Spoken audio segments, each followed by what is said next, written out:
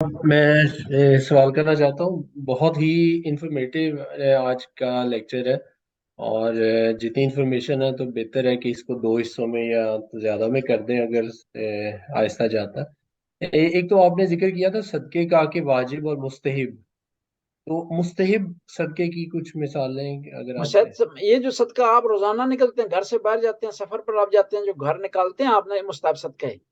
یہ واجب نہیں ہے، آپ اپنی مرضی سے دیتے ہیں، اپنے جان مال کی حفاظت کے لیے، اپنے بچوں کی سلامتی کے لیے، اپنے کاروبار میں ترقی کے لیے جو مستحب روزانہ آپ نکالتے ہیں، 10 کروڑ 5 کروڑ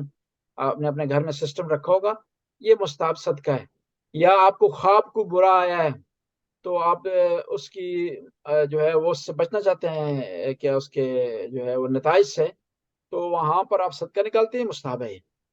واجب صدقہ کون سا ہوتا ہے؟ واجب صدقہ خود زکوٰۃ ہے، فطرانہ ہے، آپ نظر مانتے ہیں، منت مانتے ہیں کہ میرا فلاں کام اگر ہو گیا تو جو ہے میں صدقہ دوں گا، تو وہ واجب صدقہ ہو جاتا ہے۔